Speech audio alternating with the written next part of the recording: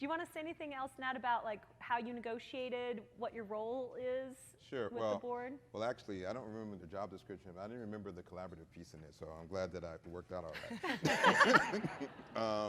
right. So it's been 11 years since I've been the executive director at Hill Snowden, and as Ashley said, we transitioned from the Tides Foundation being management, and so it was basically opening up a new office. So I was the only full-time staff person, and then quickly we hired 2 part-time staff people. And I was tasked with this task of developing our personnel policies.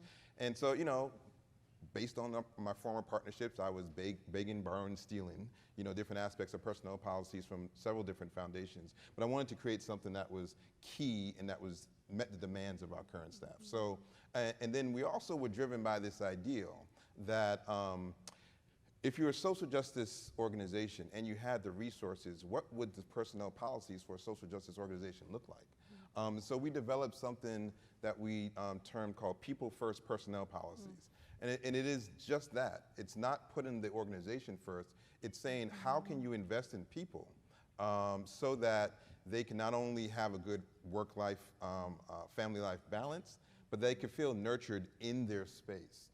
I'm going to talk a little bit more in a second about it. But the main thing that I think is really at the core of our relationship, family or otherwise, is this just amazing amount of trust that the board showed in me. I thought like I had a year to get a whole bunch of things through, you know, the honeymoon period. But my honeymoon's still been going on, you know, for 11 years. 11 and years so in, it's great. And I think that trust is the foundation that you have to build on for any partnership and collaboration. And so we developed these people first personnel policies, and it was grounded in this ideal, at least part of it, that we wanted to support our staff.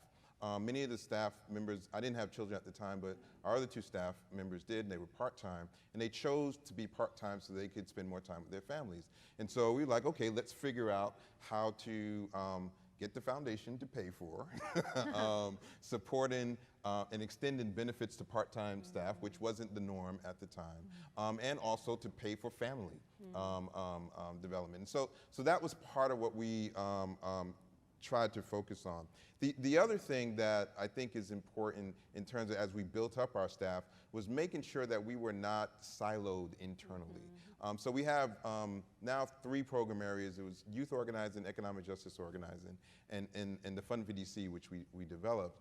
And we hired up so that we had program staff people for each one of those positions. But we all took a portion of each other's portfolio. And when we have our program staff meetings and we all talk about and share what's going on across, and so that we are not just singly focused in our work. And that extends also to the rest of the organization. So we try not to have false barriers between board and staff. And so we have different committees. Every staff member is welcome to participate on any of the board committees. We try to cultivate relationships between board and staff outside of me, so I'm not the broker of relationships. And again, I think these are all part of the internal aspect of emulating what we want to see out in the world, these deep partnerships built on trust and relationships that have their own ability to develop as they will.